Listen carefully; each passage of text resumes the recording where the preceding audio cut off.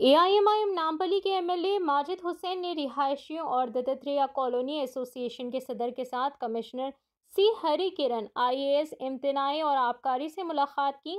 इन्होंने एक हालिया वाक़े का हवाला देते हुए कॉलोनी के करीब शराब की दुकानों और शराब खानों के बारे में तशवीश का इजहार करते हुए एक नुमाइंदा पेश किया, जहां मोहम्मद ज़मीर 11 मई 2025 को मुबैना तौर पर चंद्रा वाइन्स और अब एसवी वाइन्स में लापरवाही की वजह से इंतकाल कर गए।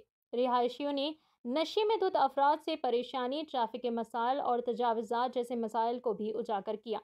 कमिश्नर ने फौरी हल को यकीन दहानी कराई। रिहायशियों को उम्मीद है कि इन इदारों को हटा दिया जाए ताकि इनका मेयार जिंदगी बेहतर हो। आइए नाज़रीन देखें इसी की तफसीली रिपोर्ट DTV 9 के साथ। नाज़रीन, आप अभी तक हमारे चैनल को सब्सक्राइब नहीं किए हैं तो ज़रूर हमारे चैनल को सब्सक्राइब कर लें।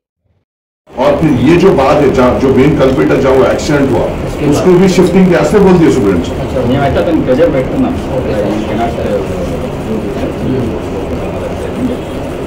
और compound decide also is there से इसकी कंपाउंड का तो क्या है, वो गरीब की शराब है, उसको कुछ भी नहीं कर सकते। अस्सलाम वालेकुम। आज मैं मेरे साथ दत्तात्रेय कॉलोनी सेक्रेटरी साहब और वहाँ के हमारे आसिफ नगर मुकामी लोग आज एक्साइज डिपार्टमेंट के कमिश्नर साहब से हमने आके मुलाकात की। मुलाकात कर हमने जो आसिफ नगर के जो वाइन शॉप्स की जो आफत वहाँ के लोगों के ऊपर और जो किस्म के तकलीफ़ात वहाँ पे हो रहे हैं वो पूरी तौर पे हमने यहाँ पे बयान किया। कमिश्नर साहब ने हमें पूरी तौर पे तवक्कुन दिया है कि इनके ऊपर ये इंडिपेंडेंट इंक्वायरी करेंगे और आवाम की सहूलत के लिए वहाँ पे जो भी इक़दाम लेना है वो बराबर लेंगे। हमारा सीधी तौर पे मुतालबा ये था कि बेशक ये जो भी ये बाहर से इन्होंने हुकूमतों को करोड़ों रुपए देकर ये टेंडर्स लिए हैं, मगर इससे हमारा कोई मतलब नहीं। हमारा काम ये है कि रियासत की रेवेन्यू से हमारी कोई ताल्लुक़ नहीं, मगर आवाम की वहाँ पे तकलीफ़ात नहीं होना चाहिए। जिस तरीके से आज अभी हमें बताया गया कि SVP जो हैदराबाद वाइन्स, वहाँ पे जो वाइन्स की दुकान है वो उसका लाइसेंस नवंबर तक है और हमें ये तवक्कुन दिया गया है कमिश्नर साहब से और सुप्रिटेंडेंट साहब से कि नवंबर के बाद उस मुकाम पर कोई शराब की दुकान अलॉट नहीं की जाएगी। उसी के साथ हमें ये भी कहा गया है कि जो बालाजी रेस्टोरेंट एंड बार है उसकी भी शिफ्टिंग की कार्रवाई चल रही है और 1-2 महीने में उसकी शिफ्टिंग हो जाएगी और वहाँ से उसको भी हटाया जाएगा। और जो SV बार है जहाँ पे ये हादसा हुआ था उसको भी सीधी तौर पे इंस्ट्रक्शन दिया गया है कि वहाँ पे आप कारोबार नहीं कर सकते, अल्टरनेटिव जगह देख लीजिए, और उनको भी वहाँ से शिफ्टिंग की बात इन्होंने की ही है। और हमारा ये था मुतालबा कि हमने उनसे ये कहा है कि आप कुछ भी इक़दाम लीजिए।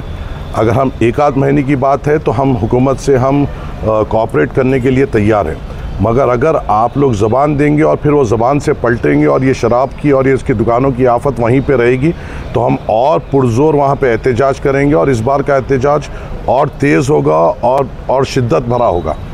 तो मगर कमिश्नर साहब ने मेरे साथ साथ वहाँ के जो मुकामी लोग मेरे साथ हैं उनको पूरी तौर से तवक्कुन दिया कि वो ख़ुद एक इंडिपेंडेंट इंक्वायरी करेंगे और इस पर इक़दाम लेंगे। और इंशाअल्लाह ताला मैं आपके ज़रिए से वादा करता हूँ कि जब तक ये पूरी तौर पे मुकम्मल तौर से वहाँ से ये लोगों को नहीं हटाएंगे हम सुकून से नहीं बैठेंगे।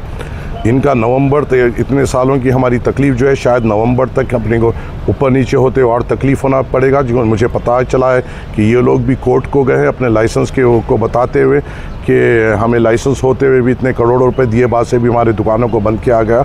अगर खुदा न खास्ता इनको कोई कोर्ट से ऑर्डर भी मिलता है जिसकी कार्रवाई हम कर भी रहे हैं और अगर एक्साइज डिपार्टमेंट भी इनको अलाउ करता है तो हम नवंबर के बाद तो बिल्कुल तौर पे इनको चलने नहीं देंगे। हमने ये सियाफ बात कमिश्नर साहब और सुप्रिटेंडेंट साहब के सामने कही है और मैं आवाम को भी तवक्कुन दिलाता हूँ कि ये शराब की दुकानों की आफत से हम आपको राहत दिलाएंगे इंशाअल्लाह ताला।